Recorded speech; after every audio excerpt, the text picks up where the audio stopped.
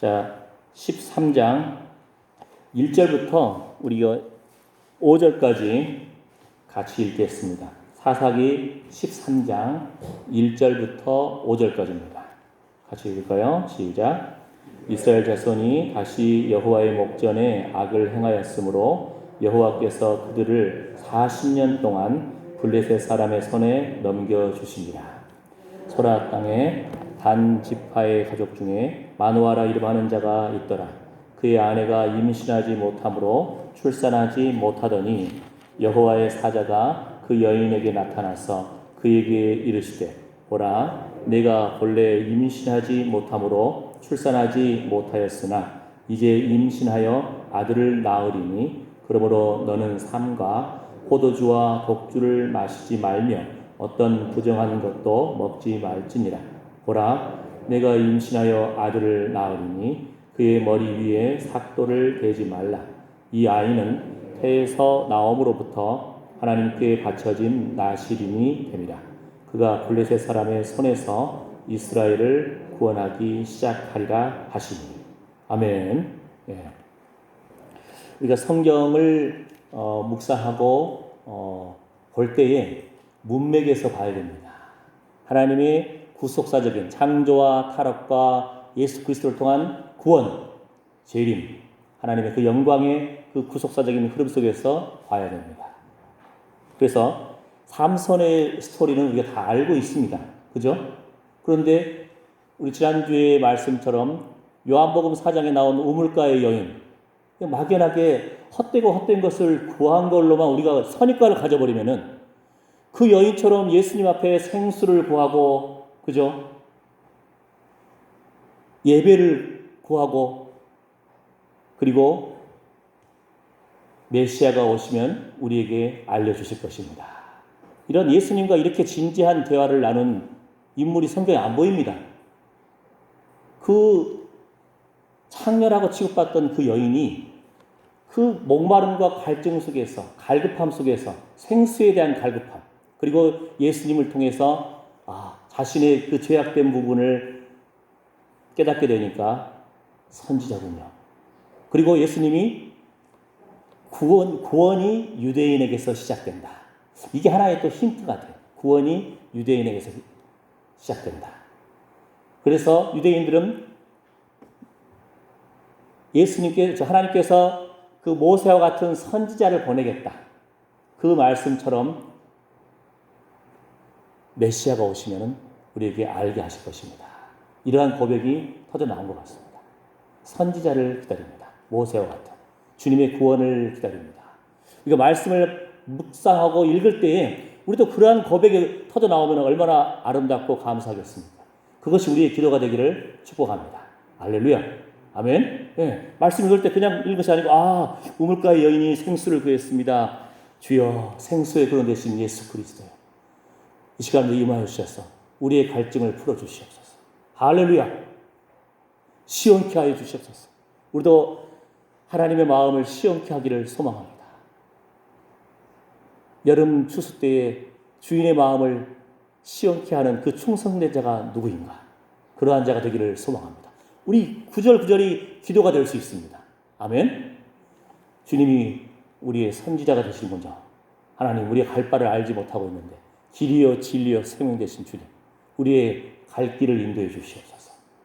우리가 세상의 분주함 가운데 같이 분주하고요, 세상 사람들보다도 더 못하게 교제가 단절되어 있고요, 쉽게 분노를 일으키고요, 우리의 그 기준을, 어떤 그 고집을, 아집을 풀지 못합니다.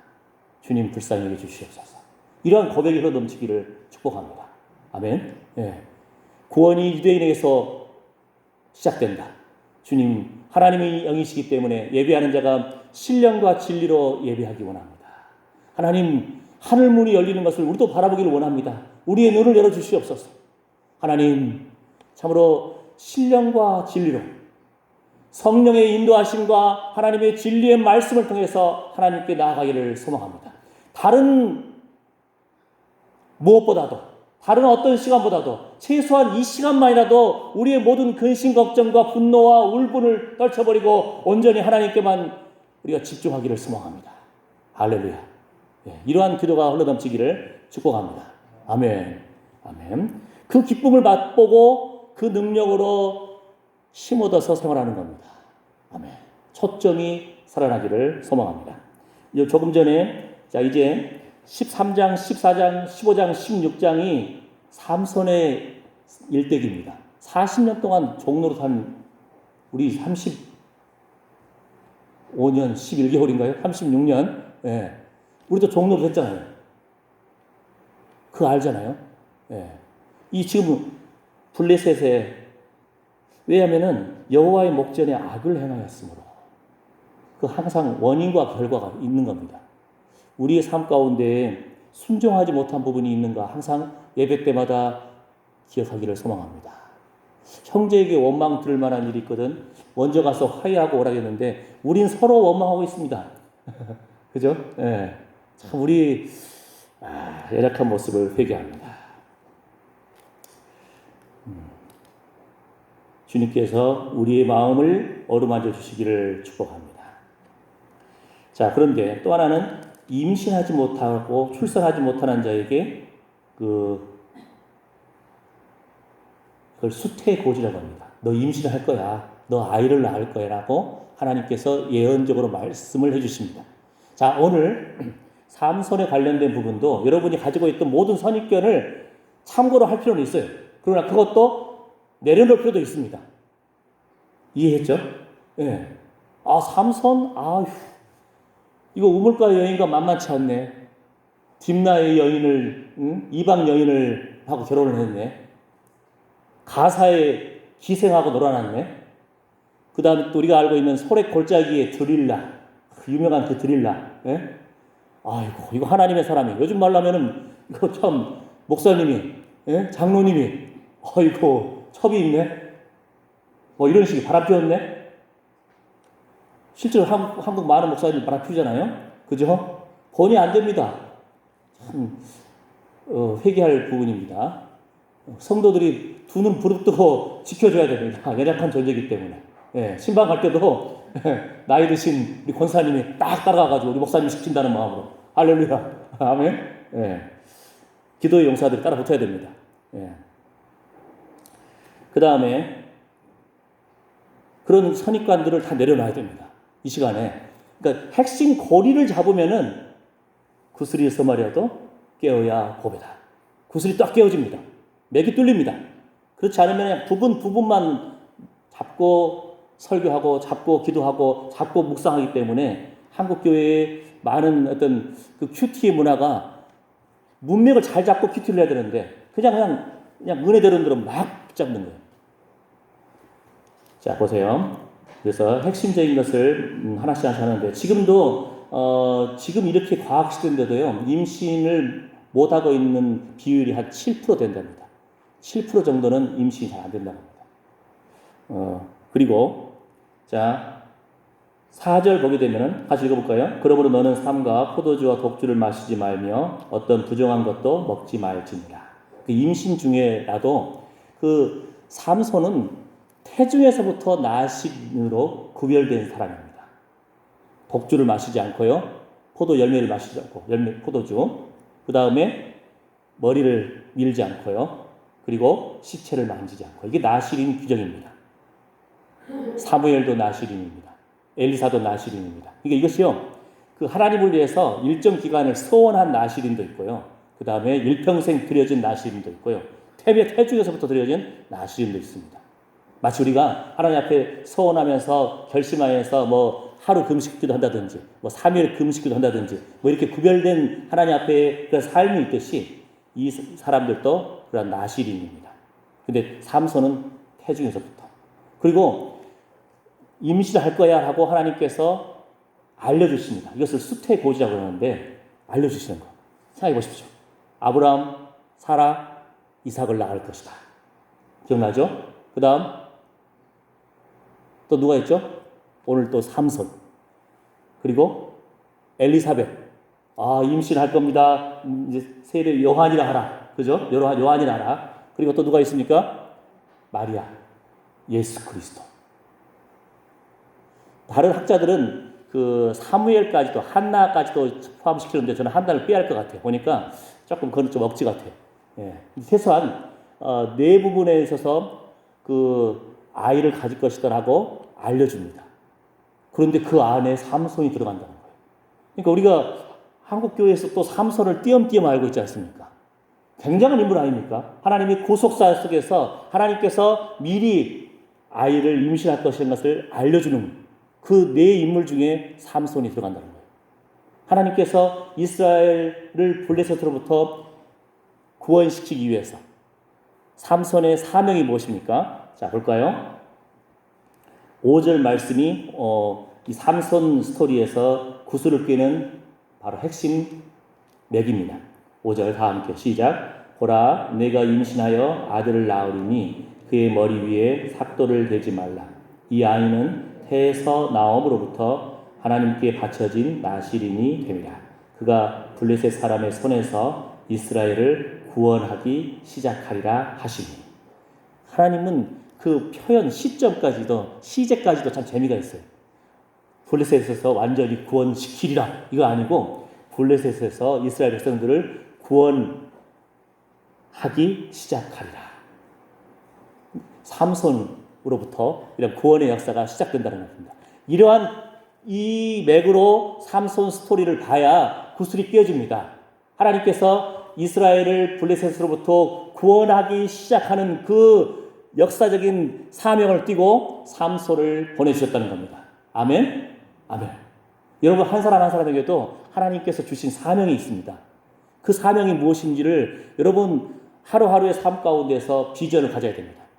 하나님 기뻐하시는 뜻을 위하여 너희로 소원을 두고 행하게 하신다. 아멘? 예. 그 소원, 하나님께서 나를 사랑하시는구나. 하나님이 나를 향한 계획이 있구나.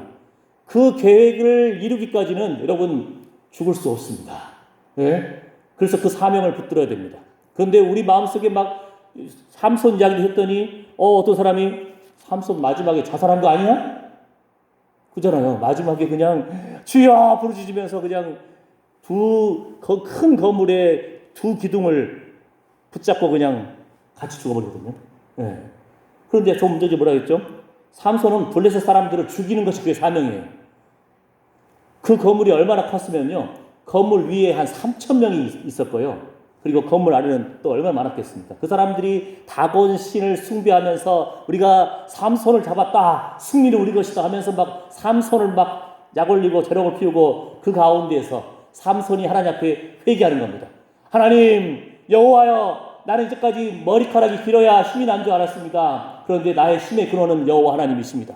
여호와의 신의 감동을 받을 때 바로 그것이 능력의 비결입니다. 주님, 나를 불쌍히 해주십시오. 나를 생각하여 주십시오. 그러한 고백이 흘러넘치는 겁니다. 가보실까요? 16장 28절 말씀. 사사기 16장 28절. 자, 오늘은 13, 14, 15, 16 여러분이 성경 2장만 넘기면 다 그 안에 있어요. 자, 28절 다 함께 읽겠습니다. 시작.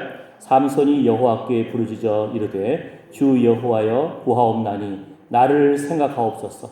하나님이여 구하옵나니 이번만 나를 강하게 하사 나의 두 눈을 뺀 블레셋 사람에게 원수를 단번에 갚게 하옵소서 하고.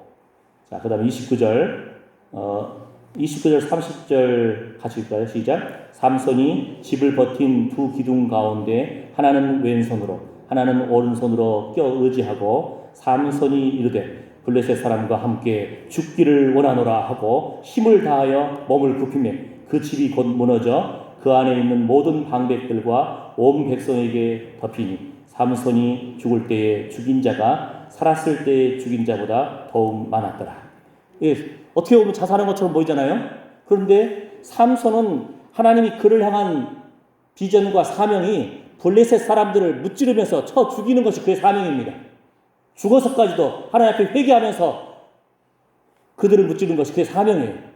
여러분 가운데 삼손도 자살했네 이런 식의 반응을 보이면 안 됩니다. 여러분의 사명은 자살하는 사명이 아닙니다. 그죠? 자살하면 지옥 간다는 것을 여러분 자녀들에게 분명하게 알려주십시오. 나는 너와 함께 천국에서 만나고 싶은데 네가 자살하면은 그 개만도 못한 인생을 살고 지옥에 간다. 그 두렵고 떨림으로 하나님을 바라보게끔 우리 주일학 선생님들 특히 교육을 해줘야 됩니다. 아멘. 예. 그게 굉장히 중요합니다. 여러분이 가르쳤던 학생 중에서 많이 화살했다. 일평생 그 하나님 앞에 두렵고 떨림으로 핏값을 묻겠다는 그 지난주 말씀 기억나지 않습니까? 두렵고 떨림으로 천국을 소망하는 아이들, 하나님 앞에 우리 한 사람 한 사람에게 사명이 있다는 것을 알려주시고 하나님을 만나는 인생 되기를 축복해 주시기 바랍니다. 최고의 기쁨입니다. 자녀들이 그러면 인생 살만 납니다. 기쁨이 넘칩니다. 우리 살면서 실수할 수 있고 넘어질 수 있고 참으로 연약한 모습 그대로이고 고집불통이지만 주님 바라보면서 날마다 우리가 회복될 수 있습니다. 하나님이 살아계시고 하나님이 우리와 함께 하시고 우리 예배를 기쁘게 받아주시기 때문입니다. 그래서 입술에서 모든 그 죽음의 그림자들 나사렛 예수의 이름으로 말하지 물러갈지어다. 사망 권세에 물러갈지어다. 부활 승리하신 예수의 피로 우리 자녀들을 주여 주의 천사들이 주를 경외하는 우리 자녀들을 둘러 진치는도다. 생각을 다스린도다. 할렐루야. 선포하시고 승리하십시오. 아멘. 네. 그리고 자 이제 또 한 가지 삼손 스토리에서 쉽게 이해할 수 없는 부분을 먼저 터치하겠습니다. 14장 4절. 14장 4절. 아까 삼손이 딥나의 여인, 이방 여인입니다. 블레셋 사람의 딸입니다. 자, 14장 삼손이 가서 그 여자를 좀 데려오십시오. 그 여자랑 결혼하기 원합니다. 내가 그 여자 좋아합니다. 하니까 14장 4절 삼손의 부모님이 이렇게 말합니다. 시작. 그때에 블레셋 사람이 이스라엘을 다스린 까닭에 삼손이 틈을 타서 블레셋 사람을 치려함이었으나 그의 부모는 이 일이 여호와께로부터 나온 것인 줄은 알지 못하였더라. 아멘. 예. 그러니까요. 자, 우리가 기독교 윤리학을 배울 때요. 첫 번째 전제가 뭐냐면은 성경에 나온 윤리가 반드시 기독교 윤리는 아니다. 일부 다쳐도 있죠. 그죠? 예. 또 그 유다 같은 경우 며느리와 이렇게 실수한 경우도 있죠. 예. 여러 가지 삼손 같은 경우도 이방 여인과 결혼하고 막 이렇게 이런 부분들 나오지 않습니까? 그런데 특히 이 부분 속에서는 삼손의 사명이 뭐였다고요? 블레셋을 쳐 죽이면서 이스라엘 백성들을 구원하기 시작하는 것이 삼손의 사명입니다. 그러니까 한 명이라도 적군들을 물리치는 것이 삼손의 사명이에요. 블레셋을 물리침으로 죽이는 것이 삼손의 사명입니다. 그 맥락에서 보게 되면은 삼손은 결혼까지도 도저히 이해가 안 되는 이방 여인과의 결혼. 그런데 삼손이요 그냥 여호와의 신에 감동받아가지고 힘만 센 것이 아니고요 모략과 지혜가 충만한 사람입니다. 여러분 삼손에서 수수께끼 나오지 않습니까? 먹는 것에서 먹는 것이 나오고 강한 자에게서 단 것이 나오니라. 이 수수께끼. 네, 뭔지 아시지 않습니까?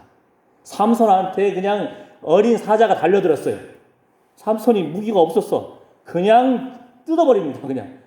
근데 여호와의 신에 감동해가지고 사자를 뜯어버려요. 그래서 이제 또 이제 결혼하러 갔는데 돌아가면서 보니까 그 사자 시체 가운데에 벌떼가 있고 꿀이 있는 거예요. 네, 시체를 만지면서 꿀을 또 먹어요. 이게 나시린이 하면 안 되는 여러 부분들이 있어요. 근데 삼손 스토리에서 우리가 봐야 할 부분은 여호와의 신에 감동되어서 삼손이 의분을 일으켰는지 아니면 자기의 욕심과 감정과 욱하는 그런 분노를 일으켰는지 이걸 좀 분별해서 볼 필요는 있습니다. 곳곳에 보면은 30명을 쳐 죽일 때도 여호와의 신에 크게 감동하였어. 이런 표현이 나옵니다. 그 수수께끼를 마치면은 그 옷을 겉옷 30벌, 속옷 그 30벌을 내기를 했거든요. 그런데 그 여자가 계속 삼손한테 답을 알려주라 해가지고는 결국은 알려주면서 삼손이 분노하면서 그 30명을 쳐 죽이는데 그냥 쳐 죽인 것이 아니에요. 여호와의 신에 감동돼서 쳐 죽입니다. 블레셋 사람들. 네. 그러니까 삼손 스토리의 맥은 그의 사명은 블레셋으로부터 이스라엘을 구원하기 시작하는 것이 그의 사명입니다. 여러분의 사명이 무엇입니까? 하나님 앞에 소원을 두고 행하게 하시는데 여러분 마음 가운데 하나님 기쁘시게 하셨습니다. 할렐루야. 주변 친구들 밥 한 끼라도 사주면서 전도하고 함께 천국 가기를 원하는 그 아름다운 마음. 예? 여러분 소원이 또 무엇입니까? 자녀들을 또 여러분이 맡고 있는 주일학교 아이들 이름을 불러가면서 주의 이름으로 축복하고 그 아이들이 예수 그리스도를 만나기를 소망하고 이런 아름다운 비전들을 품고 품을 때 여러분의 그릇이 커나갈 줄 믿습니다. 아멘. 아멘. 자, 삼손은 이렇게 결혼까지도 이 작전을 짠 겁니다. 작전을 짠 거였어요. 우리 알지 않습니까? 이 내용 보게 되면은요, 이 사람들이 이제 삼손이 욱하면서 분노를 일으키면서 한 부분이 있어요. 여호와의 신에 감동되지 않고 욱하고 분노하는 거. 여우 300마리를 붙잡아 가지고요, 2마리를 꼬리를 묶어버려요. 그다음 거기다가 아마 그 불을 땡겨가지고 그냥 블레셋에 추수하지 않은 그 볕단 사이에다가 보내버립니다. 300마리를. 그러니까 150쌍이죠. 그러니까 이들이 막 뜨거워가지고 얼마나 몸부림치면서 다 불태워버린 겁니다. 그러니까 블레셋 사람들이 도대체 이게 무슨 일이냐? 누가 그랬냐? 그랬더니 삼손이 결혼을 했는데 결혼을 했고 삼손이 그 분을 내고 간 사이에 그 삼손의 부인을 다른 친구한테 자기네들이 줘버린 거예요. 거기에서 삼손이 너희가 이런 짓을 했으니 내가 이 복수하겠다 해가지고 하니까 블레셋 사람들이 그래? 그러면 이 문제가 너희 자기들과 그 여자 문제니까 그들을 또 불태워 죽여버립니다. 블레셋 사람이. 그러니까 삼손이 또 이거를 가지고 빌미를 잡아요. 너희가 나의 부인을 불태워 죽였어? 하면서 또 그들을 또 막 쳐 죽이는 겁니다. 그러니까 삼손이 결혼 작전에서 블레셋을 무찌르기 위한 그러한 작전을 짠 겁니다. 그냥 무조건 이방 결혼한 것이 아니고 그의 사명이 이것이기 때문에 여호와께로서 이루어진 것을 부모님도 몰랐더라. 이렇게 되는 겁니다. 우리 삶 가운데서 하나님이 기뻐하시는 모습 항상 두렵고 떨림으로 우리가 바라봐야 됩니다. 하나님께서 가라가면 가고 멈추라 하면 멈추고 참 이 부분이 쉽지 않습니다. 이 부분이 여러분이 그러한 순종이 있기를 축복합니다. 아멘. 자, 그 다음에 또 한 가지는 이 부분은 좀 예민한 부분이에요. 뭐냐 하면은 삼손의 능력의 비결이 어디 있었을까? 그 삼손을 무찌르기 위해서 블레셋 사람들은 막 고민한 거예요. 보세요. 삼손의 힘이 30명도 그냥 쳐 죽여버리죠. 그렇죠? 그 다음에 심지어는요, 나귀의 새 턱뼈를 가지고 1000명을 쳐 죽여버립니다. 여러분 혹시 바람의 파이트라고 극진 가라데 무술을 하는 사람 압니까? 남자들은 그 무술하는 사람 좋아하거든요. 저도 열심히 읽고 연구도 하고 막 훈련도 하고 그러는데요. 그 사람이 그냥 싸운 것이 아니에요. 100대1로 그냥 싸운 것이 아니고 막 피해가면서 한 사람 자신이 오히려 구석지로 가면서 상대방도 좁은 골목으로 오게끔 하면서 그들을 무찌르는 겁니다. 삼손도 보면은 바위 틈에 딱 숨어가지고 이놈들을 오는 거 보면서 그냥 나귀 새 턱뼈로 그냥 때려버린 거예요. 낡은 턱뼈가 아닙니다. 낡은 턱뼈는 턱뼈가 뽀개져 버리니까 나귀의 새 턱뼈로 1000명을 때려 죽이니까 삼손이 막 시를 써요.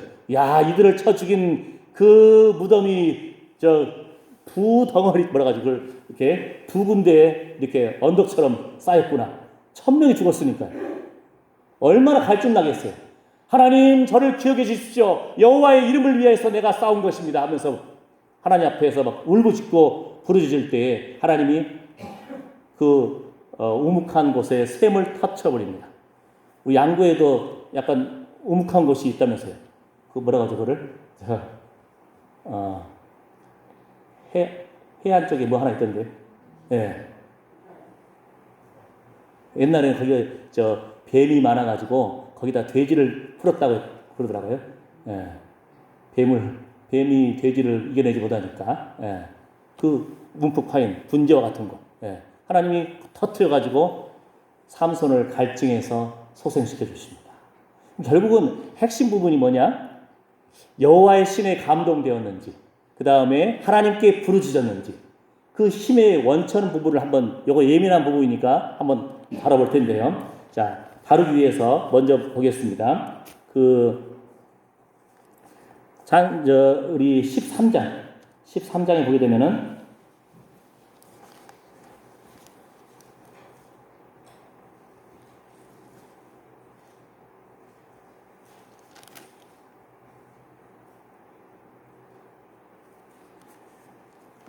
13장 24절하고 25절을 같이 읽겠습니다. 시작. 그 여인이 아들을 낳음에 그의 이름을 삼손이라 하니라.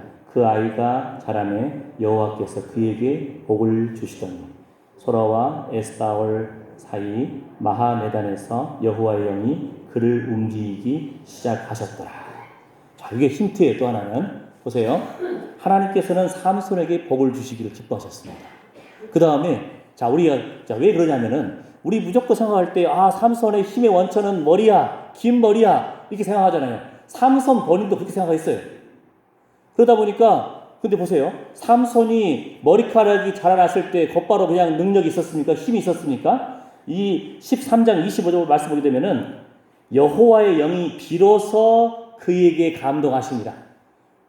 그 전에도 머리가 길었을 수가 있습니다. 그런데 여호와의 영이 하나님의 영이 그에게 감동을 주시고 능력을 주실 때에 삼손이 드디어 그 힘을 발휘하는 겁니다. 아멘. 아멘. 네. 자, 또 하나 예를 들게요. 사무엘도 어렸을 때부터 나시린으로 일평생 하나님 앞에 헌신된 사람입니다. 나시린 특징이 뭐라겠죠? 머리를 깎지 않습니다. 사무엘도 아마 모습이 그냥 사람이요. 우리 수염 기르면은요, 저는 어떤 교수님이 한 15년을 길렀더니 수염이 이만큼 나옵니다. 근데 머리는요, 한 15년 기르면 한 여자들도 보면은 막 허리 막 이상하잖아요? 엄청납니다. 근데 사무엘이 머리를 일평생 기른 사람이에요. 그 사무엘이 힘이 넘쳤습니까? 나시린이라고 머리카락이 길다고 힘이 있다는 보장이 없습니다. 삼손에게도 하나님께서 너 삼손 나시린이야 머리 깎지 않으면 거기에 힘의 근원이 있을 거라고 보장한 적이 없어요. 안 보이잖아요. 그죠? 네. 그러니까 이 머리카락이 길면은 머리카락을 깎지 않으면은 거기에 나의 힘이 있을 거라고 삼손이 생각한 것 같아요. 그 생각대로 자 볼까요? 자 16장 17절 읽어볼까요? 시작. 삼손이 진정을 토하여 그에게 이르되 내 머리에는 삭도를 대지 아니하였나니 이는 내가 모태에서 하나님의 나시린이 되었습니다. 만일 내 머리가 밀리우면 내 힘이 내게서 떠나고 나는 약하여져서 다른 사람과 같으리라. 제가 볼 때는 이거 삼손의 믿음입니다. 여러분이 사실은 자기 나름대로의 어떤 믿음의 그 사고방식으로 여러분의 신앙생활을 할 수가 있습니다. 자기의 그릇 테두리 안에서 좀 테두리를 넓혀야 되는데 저도 참 어렵습니다. 예. 그 남자들 세계에서 그러잖아요. 이 사람이 나한테 적개심을 품었다? 그러면은 예, 우리 남자들은 눈빛만 보도 압니다. 그것도 500m 밖에서. 예. 딱 길 가다가도 딱 누가 눈빛 딱 보면은 저럼 나한테 시비 거는구나. 한판 붙여. 이렇게 나갑니다. 예. 그런데 우리의 마음의 그릇을 좀 키워야 될 필요가 있습니다. 참 저도 어려운 숙제입니다. 회개할 부분입니다. 무슨 큰 진리의 문제도 아니에요. 서로 관계성의 문제고 존중의 문제인데 참 어려워요. 한국교회 대한예수교 장로회가 몇 개나 되는지 아십니까? 거창하게 무슨 이단 문제로 싸워가지고 교단이 갈라진 부분이 아니고요. 순 정치 싸움이에요. 지들끼리 싸운 겁니다. 지들끼리. 예. 목사님들끼리, 장로님들끼리. 예. 20년 전에 한 50개 됐는데 지금은 아마 더 될 겁니다. 대한예수교 장로회. 예.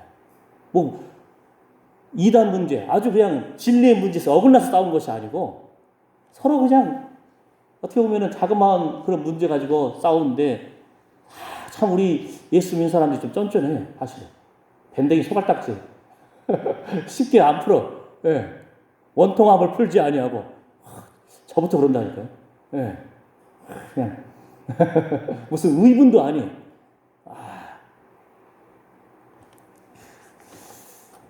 쉽지 않은 부분입니다. 예. 그 다음에 보면은요. 자, 예를 들어서 그 머리카락이 밀리면 내 힘이 사라질 것이다 했는데, 그런데 또 재밌는 부분은 그 실제로 자, 머리카락이 밀립니다. 그 비밀을 삼손이 말을 해줬어요. 자, 아까 16장 17절을 읽었으니까 자, 18절, 19절, 20절, 21절, 22절을 또 같이 읽겠습니다. 시작. 들릴라가 삼손이 진심을 다 알려주므로 사람을 보내어 블레셋 사람들의 방백들을 불러 이르되 삼손이 내게 진심을 알려주었으니 이제 한 번만 올라오라 하니 블레셋 방백들이 손에 은을 가지고 그 여인에게로 올라오니라. 들릴라가 삼손에게 자기 무릎을 베고 자게 하고 사람을 불러 그의 머리털 7가닥을 밀고 괴롭게 하여 본즉 그의 힘이 없어졌더라. 들릴라가 이르되 삼손이여 블레셋 사람이 당신에게 들이닥쳤느니라 하니 삼손이 잠을 깨며 이르기를 내가 전과 같이 나가서 몸을 떨치리라 하였으나 여호와께서 이미 자기를 떠나신 줄을 깨닫지 못하였더라. 자, 여기서도 그 힌트가 나오잖아요. 우리가 볼 때는 머리카락 밀었으니까 힘이 없어졌나? 이거 삼손의 믿음일지도 모릅니다. 삼손이 자기 스스로의 자기 체면일지도 몰라요. 그런데 20절에서는 분명하게 여호와께서 이미 자기를 떠나신 줄을 깨닫지 못하였다. 하나님께서 우리와 함께 하심이 능력의 비결입니다. 하나님 편에 서는 것이 우리의 구원의 비결입니다.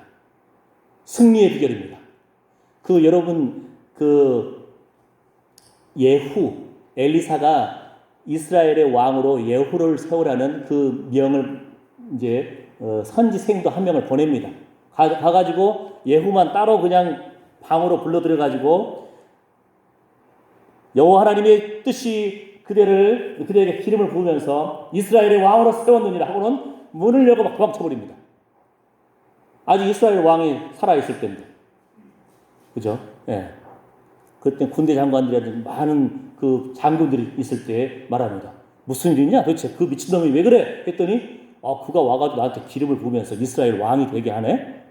그 순간 그 함께 있던 모든 자들이 그냥 자기 겉옷을 탁 내려놓고 무릎을 탁 꿇습니다. 예후 앞에 내려놓고 예후는 왕이라 이스라엘의 왕이라 선포하면서 그 권위에 순종합니다. 그러니까 우리가 그러한 리더십, 그러한 권위가 회복되기를 축복합니다. 아멘. 그런데 이 예후가요, 어떤 일을 벌이냐면요, 하나님을 위해서 그냥 이스라엘 왕을 쳐 죽여버립니다. 이세벨을 죽여버립니다. 그런데 문제는 그 이스라엘 왕을 죽일 때 누가 옆에 있었냐면요, 문병온 유다의 왕도 있었어요. 유다 왕도 죽습니다. 하나님이 싫어하시는 그 아합의 그 자손들, 그 싫어하는 사람과 가까이 하는 것은 여러분이 조심해야 됩니다. 하나님이 미워하시는 현장, 하나님이 싫어하시는 그 현장에서는 여러분 영적 분별력을 잘해가지고 그곳을 탈출하시기 바랍니다. 아멘? 아멘. 영적 좀 분별력이 있어야 됩니다. 유다 왕이 병문안 갔다가 같이 죽는다니까요. 예후가 그냥 이스라엘 왕도 죽여버리고 유다 왕도 죽여버립니다. 하나님의 말씀에 하나님의 열정으로 그냥 그 일을 처리해버립니다.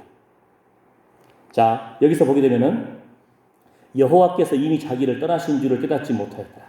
하나님의 사람이 하나님의 능력에 인도하심 받지 못하면은 비참한 인생이 되는 겁니다. 버림받은 인생이 되는 겁니다. 두렵고 떨림으로 정말 하나님의 뜻이 그러한가, 진리의 말씀이 그러한가, 이 진리의 문제로 바라봐야 되는데 우리가 과연 진리의 싸움을 하고 있는지 하나님 앞에 두렵고 떨림으로 묵상할 필요가 있습니다. 그렇지 않았을 때 보십시오. 21절 다 함께 시작. 블레셋 사람들이 그를 붙잡아 그의 눈을 빼고 끌고 가사에 내려가 놋줄로 매고 그에게 옥에서 맷돌을 돌리게 하였더라.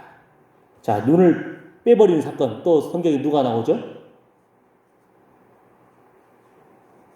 히스기야 알지 않습니까? 그가 병에 걸려서 죽겠다 예언이 내려왔는데 히스기야가 그냥 벽 앞에서 하나님 나를 아시지 않습니까? 막 기도하니까 하나님이 15년 생명을 연장시켜 주십니다. 그런데 자신의 후손들이 나라가 종으로 팔려가고 너희 자녀들이 종으로 팔려가고 눈이 뽑히고 실제로 눈이 뽑히거든요.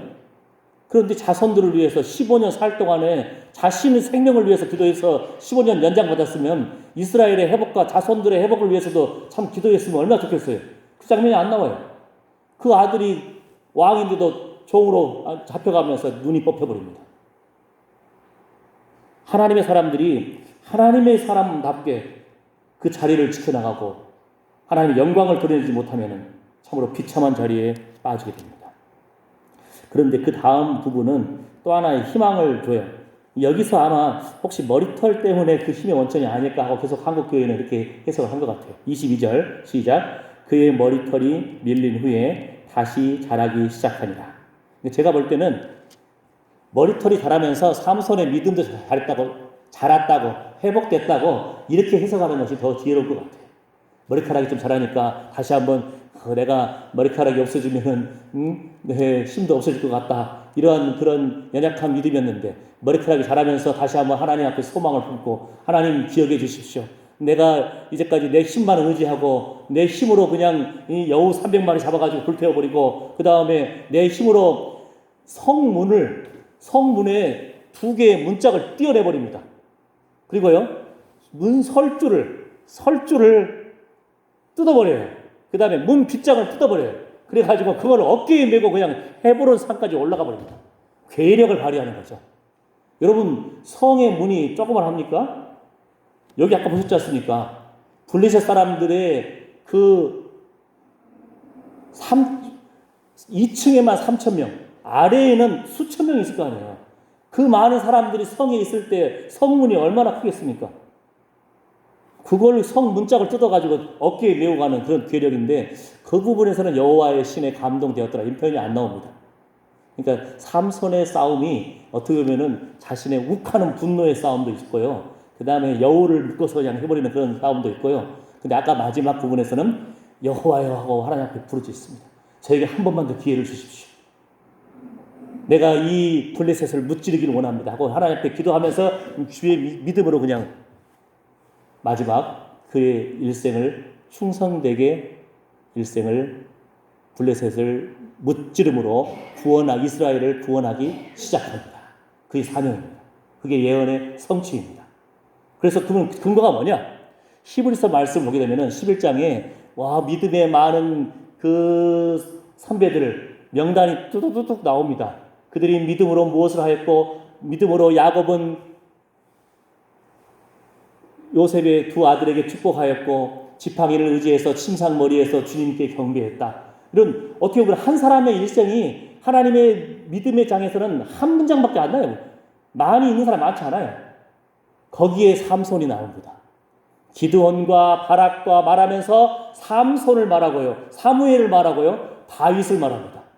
무슨 말이냐면은 우리가 볼 때 삼손 이거 이방 여자와 결혼한 거 아니야? 혹은 술 취하고 하나님의 나시를 기름 부음 받은 자가 시체 만지고 이거 개망난이네 이렇게 생각할지 모르지만 삼손은 자신의 사명을 따라서 지혜를 짜내고 블레셋을 무찌르기도 하고 물론 그 가운데서 자기 개인적인 욱하는 부분도 있었지만 그러나 그에 대한 일생의 평가는 믿음의 사람이다. 믿음의 반열에 올라갑니다. 다윗과 같은 사무엘과 같은 기드온과 같은 그래서 삼손은 믿음의 용사입니다. 할렐루야. 여러분 한 사람 한 사람을 향하신 하나님의 그 사명을 붙드십시오. 없다고 생각하십니까? 하나님이 뭘 기뻐하시는 것을 붙잡고요. 그걸 자신의 사명으로 쟁취하십시오. 아멘. 하나님께서는 자기 하나님의 기쁘신 뜻을 위해서 우리 여러분 한 사람 한 사람에게 소원을 두고 행하게 하십니다. 아멘. 여러분을 통해서 멋지게 역사하실 하나님을 찬양합니다. 아멘. 자, 그러면은 우리 찬송가 교회 소식은 아까 기도하면서 같이 했죠. 찬송가 350장 1절만 부르고 제가 축복 기도함으로 예배를 마치겠습니다.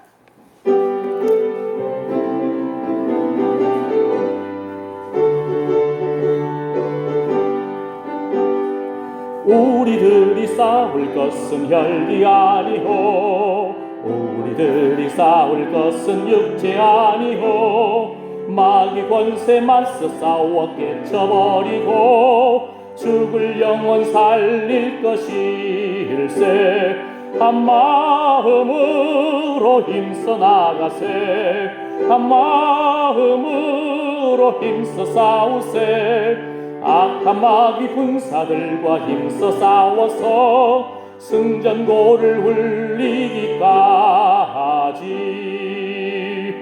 하나님 우리들의 싸울 것은 참으로 혈기 아닙니다. 육신 아닙니다. 우리의 못된 자 아닙니다. 고집불통 아닙니다. 하나님의 뜻을 따라서 하나님을 기쁘시게 하는 거룩한 열정을 품기를 원합니다. 하나님의 사명을 품기를 원합니다.